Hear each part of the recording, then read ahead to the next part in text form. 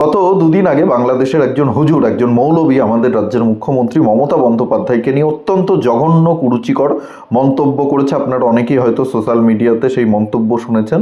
যারা শোনেননি তাদেরকে অনুরোধ করব আপনারা আগে শুনুন, তারপরে এই বিষয়ে আমি কথা বলবো। আমি চাচ্ছি আমার মমতা আপুকে এখানে দিয়ে দেওয়া হোক। আপুর যদি হাজবেন্ড না থাকে, আমার প্রিয় আপুকে আমি বিয়ে করব। আপু চলে আসুন, মিলেমিশে থাকি আমরা। I love you. বুক ভরা ভালোবাসা তোমাকে দিব। চলে আসো বাংলার জমিনে। আমি চাচ্ছি আমার মমতা আপুকে এখানে দিয়ে দেওয়া হোক। আপুর যদি হাজবেন্ড না থাকে, আমার প্রিয় আপুকে আমি বিয়ে করব।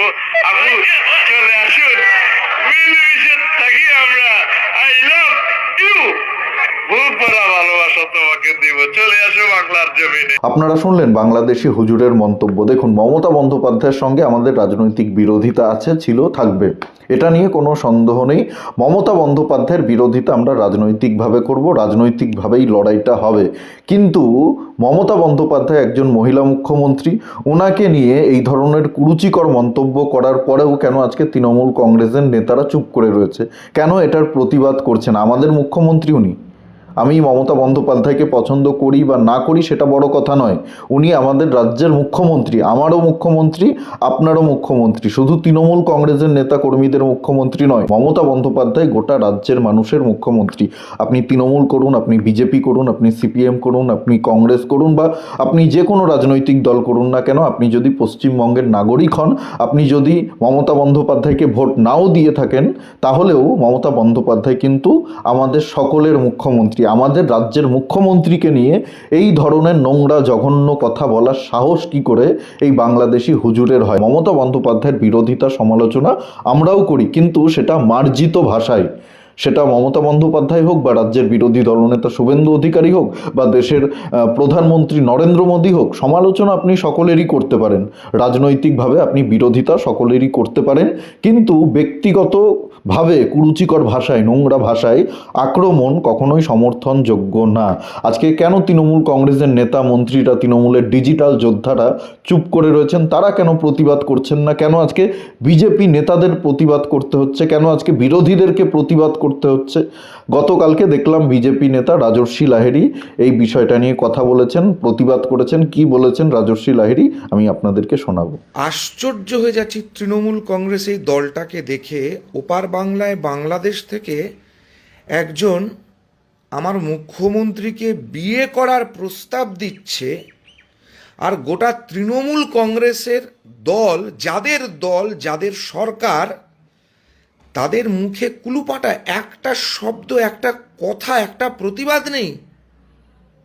2 টাকার আঁটি সেলের যারা ওই 2 টাকা করে টুইট পিছু পায় তৃণমূল কংগ্রেসের, তাদের কারুর কোনো প্রতিবাদ নেই। মানে দলটা মুসলমানদের কাছে কিভাবে বিক্রি হয়ে গেছে, কিভাবে ভোট ব্যাংক রাজনীতি করছে তৃণমূল কংগ্রেস, এবং তৃণমূল কংগ্রেসের প্রত্যেকটা লোক যে নিজের দলের সুপ্রিম নেত্রীকে, নিজের দলের সে তাকে এরকম ধরনের কথা বলছে, আর গায়ে লাগছে। কিন্তু কারণ পশ্চিমবঙ্গের মুখ্যমন্ত্রী তিনি, আমার সাথে রাজনৈতিক বিরোধিতা আছে। রাজেশ, তাপস, অভিজিৎ, এদের কারুর মৃত্যুর জন্য এই মমতা বন্দ্যোপাধ্যায় দায়ী বলেই আমরা মনে করি এবং সারা জীবন মনে করব। কিন্তু তার মানে মুখ্যমন্ত্রীকে বাংলাদেশের একটা মোল্লা উল্টোপাল্টা কথা বলছে, তাকে বিয়ে করতে চাইছে, তার সম্বন্ধে অসভ্য ধরনের কি ভাষার কথা বলছে। আমার সাথে তার রাজনৈতিক বিরোধ যাই থাকতে পারে, কিন্তু সে আমার মুখ্যমন্ত্রী। তাকে নিয়ে তৃণমূল কংগ্রেসের কোনো বক্তব্য নেই। তার প্রতিবাদ করতে হচ্ছে আজকে অন্য দলের লোকজনকে। এই দলটা নিজেকে এইভাবে বিক্রি করে দিয়েছে, ভোট ব্যাংক রাজনীতি। গায়ে কেন লাগছে জানেন তো? তাহলে আপনাদেরকে ইতিহাসের একটা কথা, একটা তথ্য বলি। 47 সাল 15ই আগস্ট দেশ যখন স্বাধীন হচ্ছে,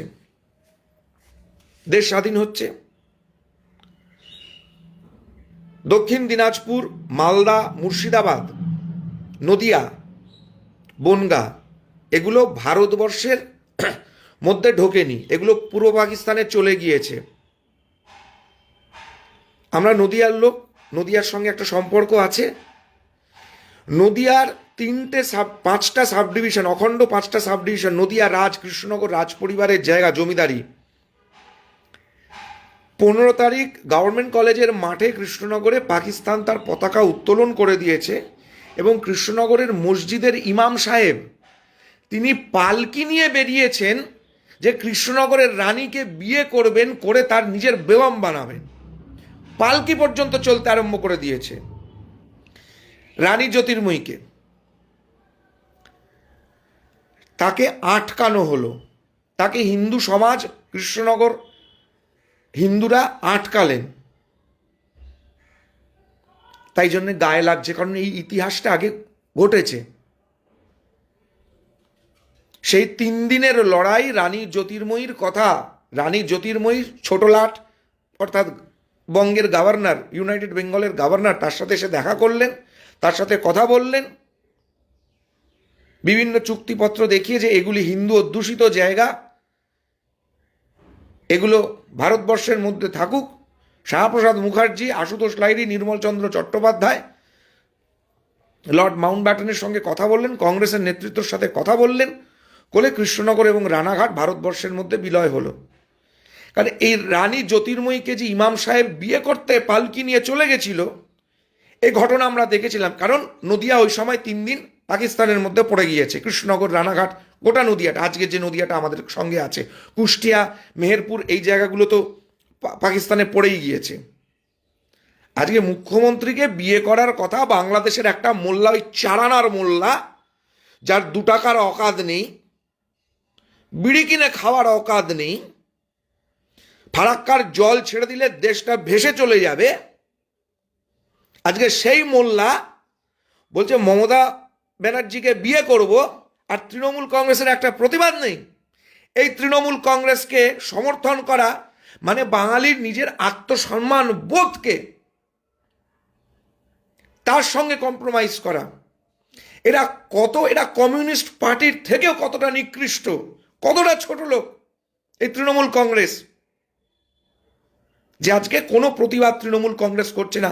এই যে কথায় কথায় যারা এবিপি আনন্দতে এসে দেয়, রিপাবলিকে এসে তৃণমূল কংগ্রেসের যেসব নেতা নেত্রীগুলো, এই যে চন্দ্রিমা ভট্টাচার্য কালকে নিয়ে প্রেস কনফারেন্স করে ওই পর্ণমিত্রকে জয়েন করালো, আর বাংলাদেশের হিন্দুদের সম্বন্ধে কোনো কথা বলতে উনি বলবেন না বলে মাইকটা কেড়ে নিল।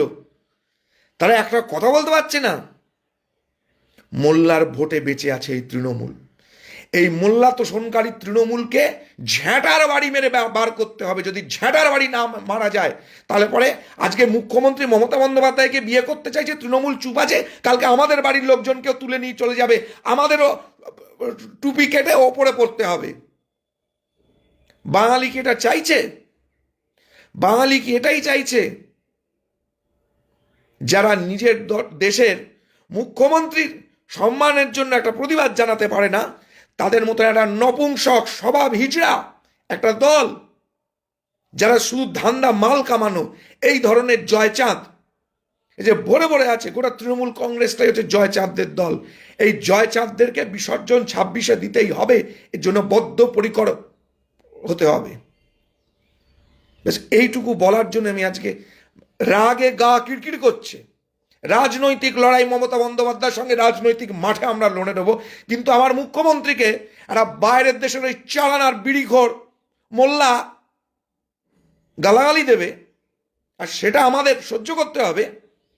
তৃণমূল কংগ্রেসের মতন এরকম একটা স্বভাব হিজড়া একটা রাজনৈতিক দলকে ঝ্যাঁটার বাড়ি মেরে দূর করা উচিত। আজকে অভিষেক ব্যানার্জি বড় বড় লেকচারবাজি মারছে, বিএলওদের সাথে বৈঠক করছে, তোর পিসিকে ধবে নোংরা কথা বলছে, তার একটা কথা বলতে পারছিস না, কারণ তুই মোল্লাদের ভোটে জিতে আসিস ডায়মন্ড হারবার থেকে।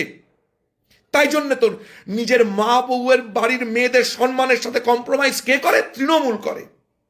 তাহলে এই তৃণমূল থাকলে পরে হিন্দুদের কি দুর্দশা হবে। আজকে এই 20 থেকে 27 ডিসেম্বর গুরু গোবিন্দ সিং এর গোটা পরিবার শেষ হয়ে গেল, বলিদান দিয়ে দিল। আজকে এই তৃণমূলের মতন এই মোল্লা তোষণকারী, মোল্লা অ্যাডজাস্টমেন্টার মা বোনের সম্মানের সাথে কম্প্রোমাইজ করে এই দলদেরকে দেখার জন্য দূর দূর করে তাড়ানো উচিত তৃণমূলকে, দূর দূর করে। তৃণমূল দেখলে পরে দরজা বন্ধ করে দেওয়া উচিত। তৃণমূলের প্রবেশ নিষিদ্ধ, বাড়ির দরজায় টাঙিয়ে রাখা উচিত। তৃণমূলের সাথে কথা বলা উচিত নয়, তৃণমূলের সাথে সম্পর্ক উচিত নয়। তৃণমূল দোকান দেখলে পরে সেই দোকান বর্জন করা উচিত, কারণ এটা নিজেদের মা বোনের সম্মান যারা রক্ষা করতে পারে না, তারা কি দেশ চালাবে? তারা কি বাংলা বাঙালির কথা বলবে? তারা কি বাঙালিকে উদ্ধার করবে? একজোটে একত্রে হয়ে হিন্দু সমাজকে তৃণমূলের বহিষ্কার করতে হবে। ধন্যবাদ। বন্দে মাতরম। ভারত জননীর জয় হোক। জয় ভারত, জয় পশ্চিমবঙ্গ, জয় মা দুর্গা, রাধা গোবিন্দ, জয় মা কালী, জয় বাঙালি।